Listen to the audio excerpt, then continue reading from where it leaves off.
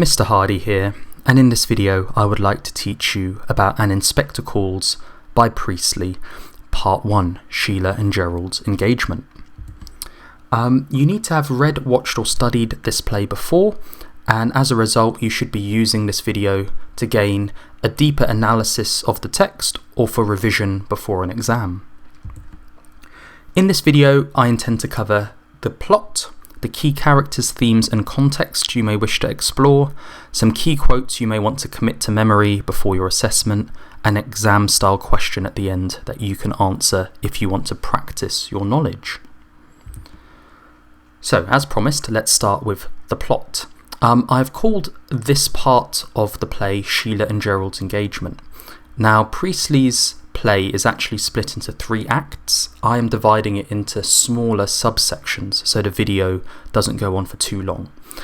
So this initial subsection that I've called Sheila and Gerald's Engagement, it starts from the opening stage direction, the dining room of a fairly large suburban house, and it ends when you get to the stage direction we hear a sharp ring of a front doorbell. Burling stops to listen. This is the moment just before Inspector Goole arrives in the dining room. Now, speaking of stage directions, Priestley opens his play in Inspector Calls with a big stage direction. It's that opening bit that's in italics, so slanty writing, and the purpose of this section is to provide the directors, producers and actors with instructions on how they should set up the stage, how to cast the actors to play the characters, what costumes to put them in, and how to arrange some of the technical aspects of the performance, such as the lighting and the props. It is in these opening stage directions that Priestley gives us a ton of information, and I've broken these down into sort of 8 categories. We learn about the set, we learn about the 4 Burlings, we learn about Gerald, we learn about the costume, and we learn about the lighting and the props that are needed for this performance. Let's go through it one by one. As you can see, I've taken a few quotes for each one that you may want to make a note of and commit to memory. So, An Inspector Calls is a play, and a play needs a set, a location for the actors to work in. And this set should be a dining room of a fairly large suburban house. That immediately indicates that the Burlings are quite wealthy. The set should look heavily comfortable, so that means the furniture should be big, large, expensive. These people have money to splash to buy good quality furniture. And the entire performance centres around a dining table. This is the main prop, as it were, the main set design needed on the stage. If we look at Arthur Burling, we learn from the stage directions that he's heavy looking. That could mean he's quite serious looking. That could also mean he's quite big in size because he's well fed, he drinks a lot. He's also described as portentous, which means he's sort of significant, almost like a sign or a symbol. And what you will learn throughout this video series is that each of the Burlings are symbolic of something. Priestley uses his characters as symbols, as metaphors for other things. Arthur Burling is in his middle 50s and he's provincial in his speech. That means he doesn't have the Queen's English or what's known as received pronunciation, like how I speak. This means he speaks with a local accent, a local dialect. His wife is Sybil Burling. She is also about 50 and she is a rather cold woman, so she's not particularly emotive or expressive. She comes across as a bit cold, a bit distant. Importantly, she's Arthur's social superior.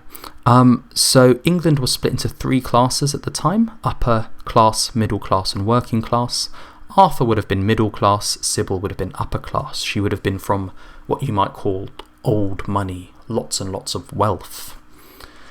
We have their daughter Sheila Burling. She is described as a pretty girl. She's in her early 20s and she's rather excited. So she's lived quite a sheltered life.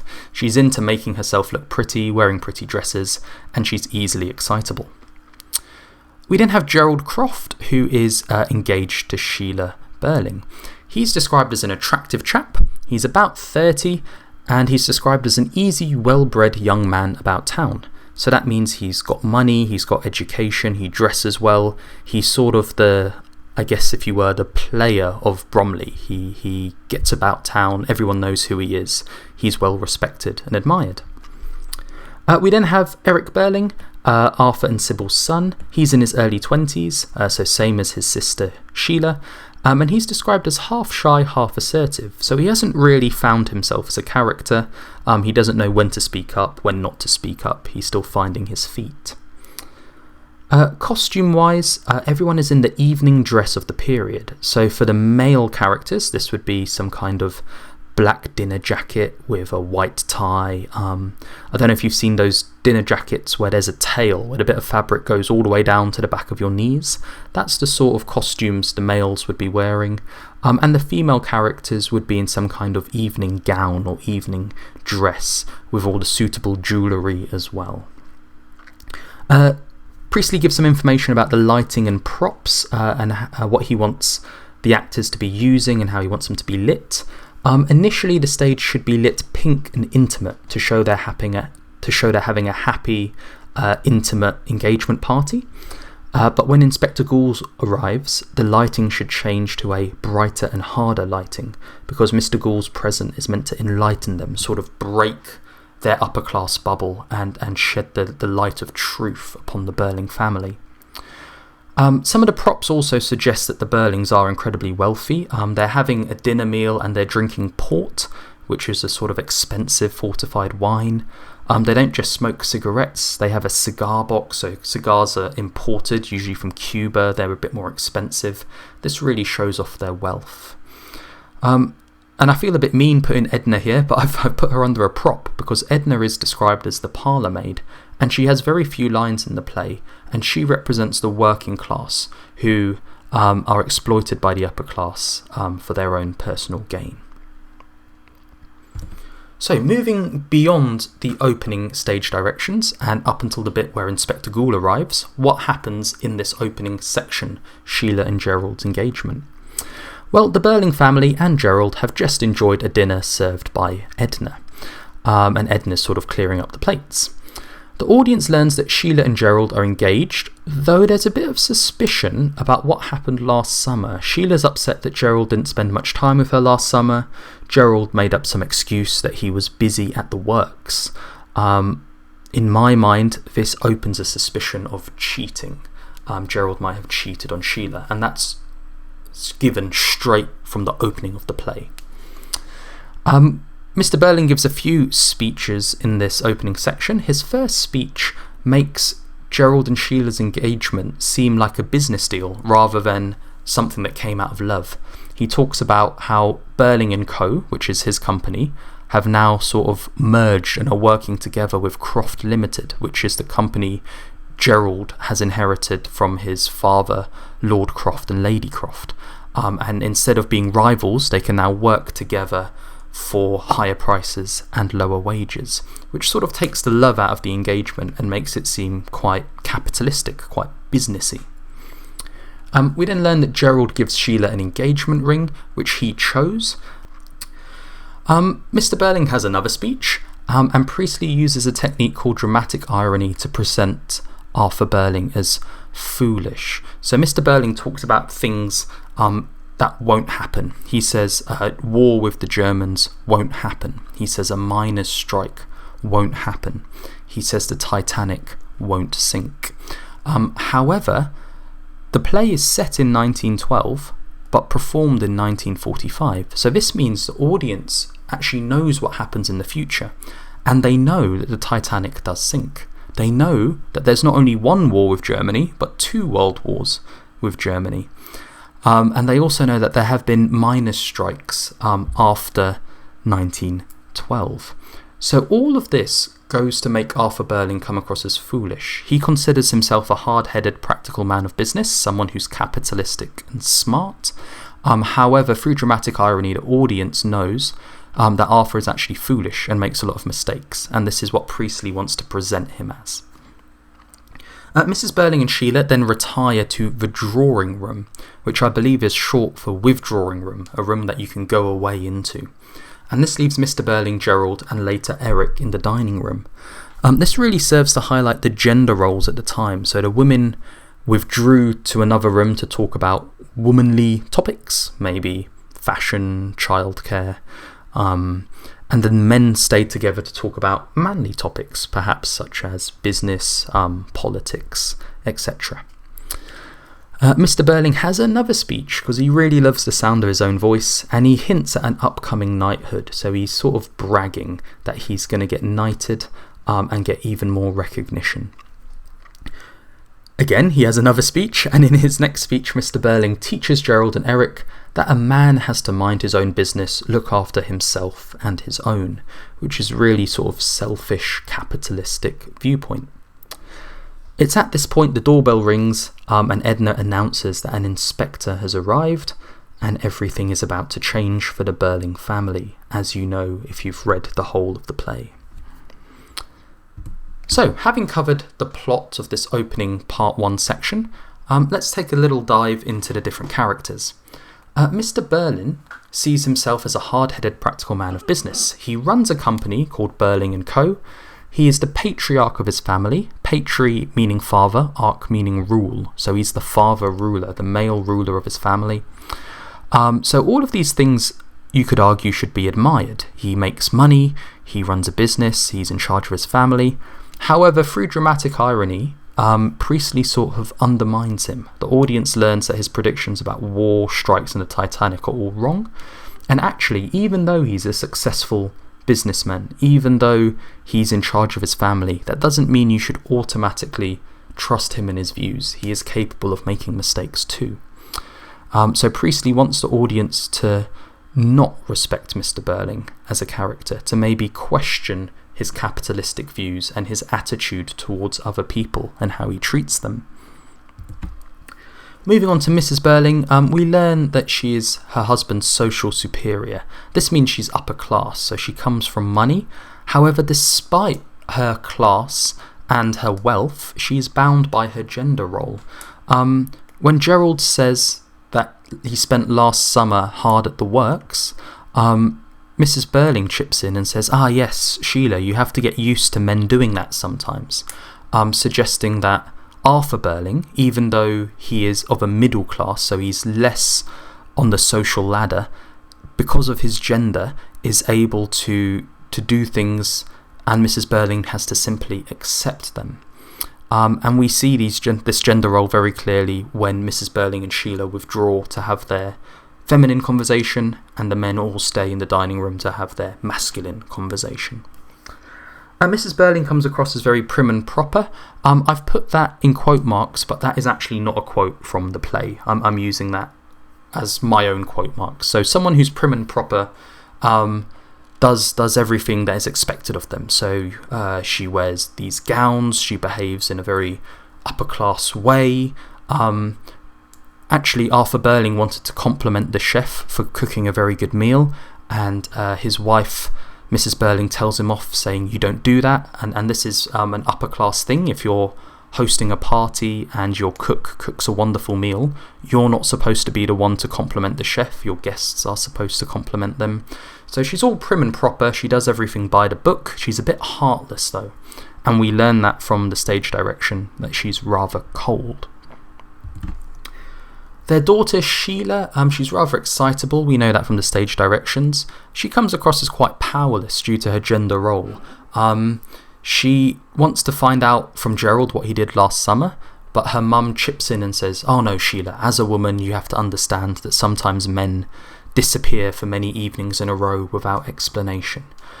When she wants to perhaps stay and talk with the other male characters, she has to withdraw to the other room to talk to her mum. So she's sort of powerless because of her gender at the time in Edwardian England. She comes across as quite naive. She doesn't seem to understand that Gerald not seeing her last summer could be him cheating. She doesn't get a say in the choice of her engagement ring. It's Gerald who's in charge of that. But what is important for Sheila is this idea of getting married. And for many middle and upper class women in the Edwardian era, getting married was probably the most significant and exciting life event for them. We then have Gerald. He's upper class, and he has a similar views to Mr. Burling. He's very into his business, making money. These are capitalistic views. He maybe doesn't take care of his workers or see their welfare as important. He does seem to love Sheila, and I put that with a question mark in brackets, because he comes across as loving Sheila, but also there's this suggestion that he might have been cheating on her last summer. So does he really love her? And he's quite a pleasing gentleman. He does everything right. He says the right things to Mr. Burling. He says the right things to Mrs. Burling. He does the right things for Sheila. He's kind of a bit perfect in a way. He does everything correct.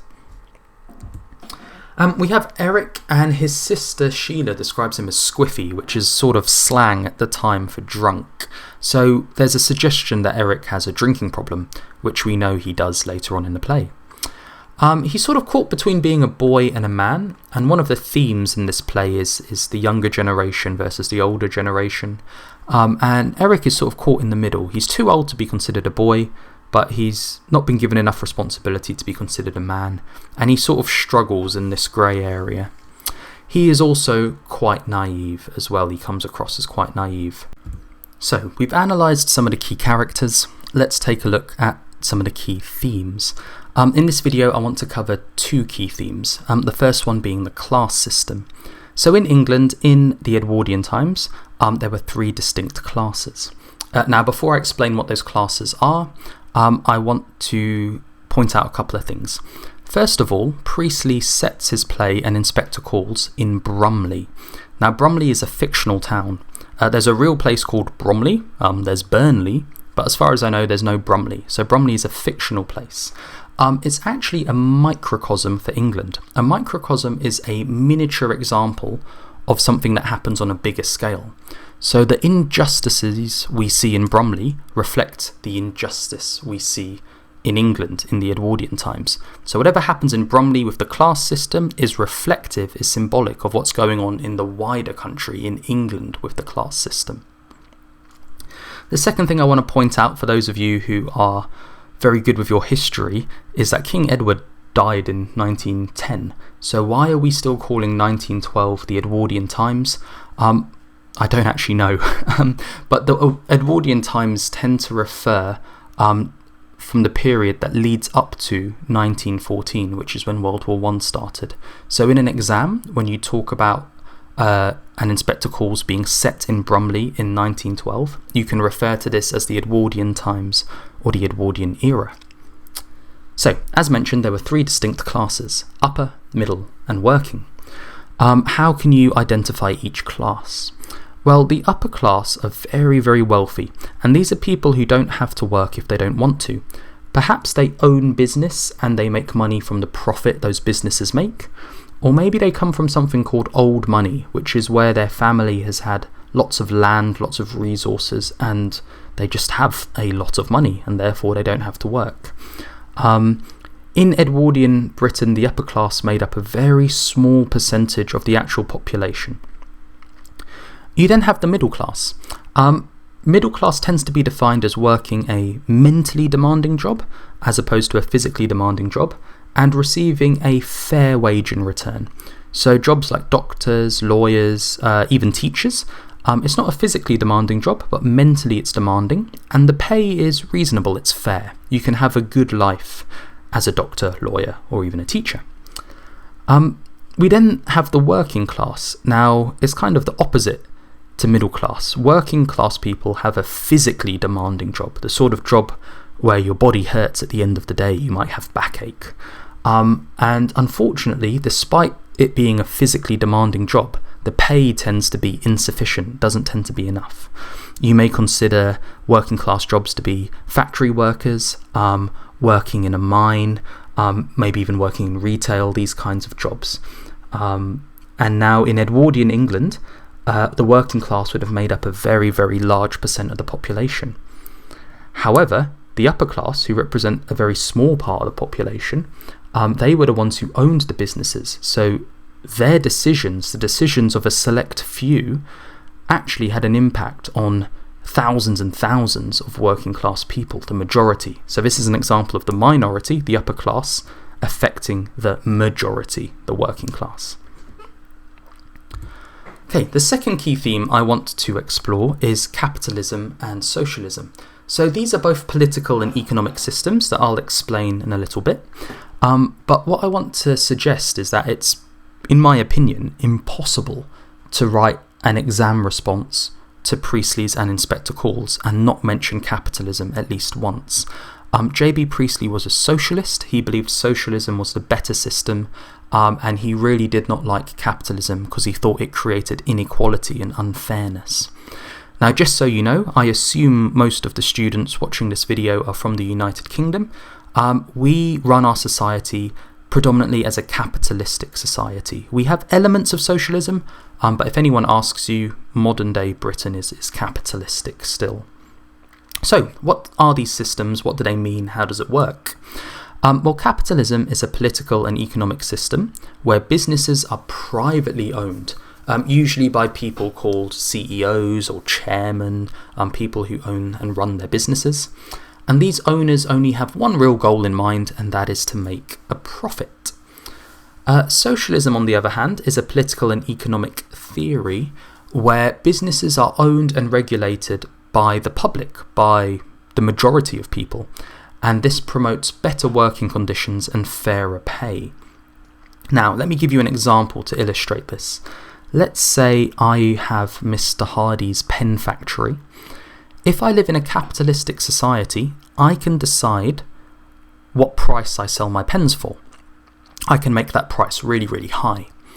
I can also decide how much I pay my workers for their salary, their wage. And I decide to make that really, really low. And this way, the difference between the salary I pay my workers, which is low, and the price I charge my customers, which is high, that difference I can keep as profit. And that makes me really happy. So as a business owner, I really love capitalistic societies because I can get rich. However, as someone working in one of my pen factories, a working class worker would really hate a capitalistic society because I'm seriously underpaying them in order to make a profit for myself. Now, let's say I have Mr. Hardy's pen factory in a socialist society.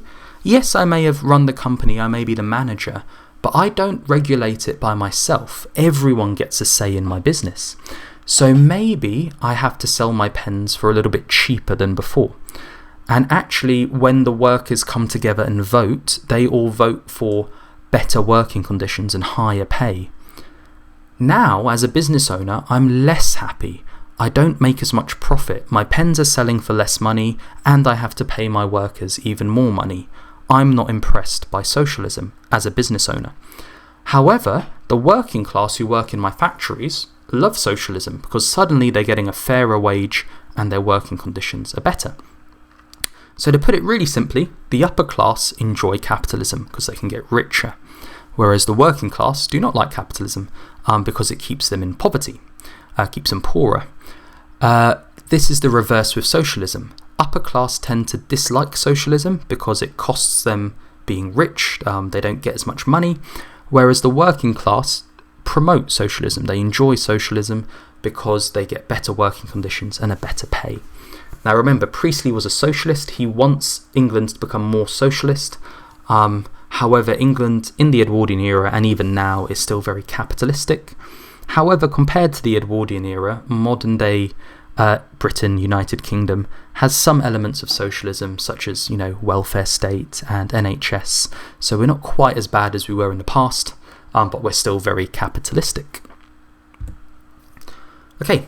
Final thing to look at is context. So I've mentioned a couple of key dates. The play is set in 1912, however it was first performed in 1945. So this means you have to learn about two contexts, two historical eras, if you're fully going to understand this play. So let's start with when it was set. And Inspector Calls by Priestley is set in 1912 in a fictional town called Brumley. We refer to this time as the Edwardian era, even though King Edward died in 1910. I've already established that. There was serious class divide. As I explained before, the wealthy, the upper class, were super wealthy. They had insane wealth, and the poor were very poor. They were struggling to live day to day. The upper class, the wealthy, only made up a small percentage of the population, whereas the working class, the poor, made up a very large percent of the population. And the few at the top were able to exert a huge influence over the masses at the bottom. The other thing you need to know in Edwardian Britain is gender roles were very clearly defined. Women operated in what was called the private sphere, which basically meant at home. A woman's job was sort of limited to being a mother, a wife. Maybe they could have been a live-in teacher or matron, but they're really sort of domestic roles. In the Edwardian era, the men occupied what you call the public sphere. So they were out in public, they were running business, they were involved in politics, they were working, and there was this very clear divide. Okay, the second historical era you need to know is 1945. This is when Priestley wrote and when An Inspector Calls was first performed. Some key dates around this time: from 1914 to 1918, World War I occurred and it absolutely devastated Europe. And only a few years later, World War II occurred, 1939 to 1945, which is the date, the year that An Inspector Calls was performed. So pretty much soon after World War II ended, Priestley put on this play. And the reason he did that is because he wanted to educate Britain in order to change. Now, we call this era after 1945, we call this post-war Britain. You can do that in your exam. You can talk about post-war British audience. Now, what happened between 1912 and the Edwardian era and 1945 post-war Britain? Well, two wars happened, World War I and World War II. And what did that do to society?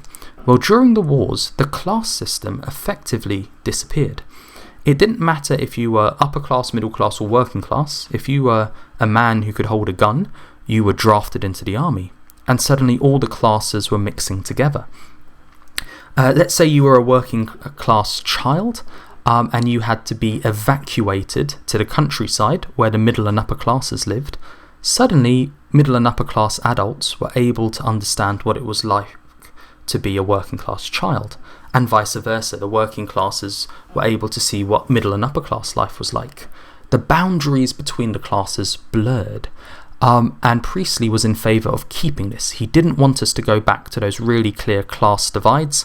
He wanted us all to accept each other as, British, as members of one society. The other significant thing that happened in between 1912 and 1945 is that women had a very important role in society. So during World War I and World War II, all the men were sort of drafted off to the battlefield, and unfortunately lots and lots of them died. And this meant that the jobs they did back in England, this could be jobs such as, being a farmer, running a store, even delivering newspapers around, these men couldn't do their jobs anymore. So the women had to step up. Women started farming, working in factories, doing things to contribute to British society running. And it turns out women are very capable, just as capable as men. And Priestley thought this is a really good thing that we need to continue. We don't want to go back to keeping women at home as mothers and wives. We want to celebrate and encourage all the things women can contribute to society in the public sphere, in the world of work and politics and education, etc. So this is the second thing Priestley wanted to change. He's often referred to as a feminist as well, so promoting female rights and opportunities. The other thing that happened is that business owners and their workers became united. So in 1912, the business owners just wanted to make more profit and keep the workers poor. But when war came along, they were all united by a common enemy, in this case sort of the Germans and the enemies at the time. So suddenly it didn't become a case of making profit and keeping the workers submissive. It became a case of everyone is equal, we're all British, we're all working together to defeat the enemy. And this is another thing that Priestley wanted to keep. So three main things Priestley wanted to educate his post-war British audience about to keep. The first one, he wanted them to get rid of the class system and keep this class-free society. The second thing he wanted to promote and keep is that women can have an important role in society, in the public sphere. And the third thing he wanted to promote and keep is that business owners and workers should work together as opposed to being divided. Priestley wanted to keep these social changes, and that is largely why he wrote and put on this play, because during a time of social change where all of these things were levelled because of the war, Priestley wanted us to keep on this track and not resort back to our old Edwardian standards. So, some quotes you may want to memorise from this part of the play. Yes, go on, mummy. Sheila says this, and this presents her as quite naive, particularly the term of endearment mummy is very childish. Yes, except for all of last summer when you never came near me. Sheila says this, and this hints at Gerald cheating on her. You're squiffy. Sheila says this, and this suggests that her brother Eric is an alcoholic. Lower costs and higher prices. Mr. Burling says this in one of his speeches, and this is a really capitalistic view. He wants to have higher prices, higher profit, and in order to do that he pays his workers lower costs, lower wages. Oh, Gerald, you've got it. Is it the one you wanted me to have? This is Sheila talking about her engagement ring, and it really shows her as powerless. She had no say over choosing the ring. I'm a hard-headed, practical man of business. Mr. Burling is talking about himself, and this is a very capitalistic view. He thinks just because he makes money, he has an important say in what goes on in the world. I've got 3 examples here: miners, Titanic and war. These are all things that Mr. Burling predicts will happen, but through dramatic irony, Priestley shows the audience that they don't happen, and this makes Mr. Burling look very stupid indeed. Mr. Burling again talks about honours lists, knighthood and Lord Mayor. So these are very small quotes that you can refer to. This sort of shows Mr. Burling's insecurities. Remember, he's actually middle class, and he sort of inherited an upper class lifestyle because he's married Sybil Burling, who's upper class, and with that money we assume he's set up Burling & Co. and made himself a nice cushy middle/upper class life. But actually deep down there's some insecurities, maybe from his provincial accent, and he has to keep showing off to people, and the Crofts in particular, to sort of prove his social status. A man has to make his own way, has to look after himself and his family too. Mr. Burling says this, and it's very selfish, very capitalistic. Socialism is where you look out for those around you in the society as a whole, whereas capitalism is quite individualistic. You look after yourself and your family. And Mr. Burling, who is symbolic of capitalism, is expressing this here.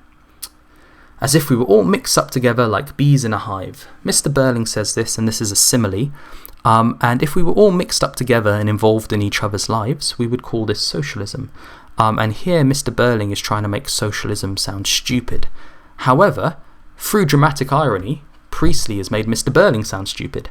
So actually, when Mr. Burling makes capitalism sound stupid, tries to make socialism sound stupid, he's actually making himself, who represents capitalism, sound stupid, and in doing so promotes socialism.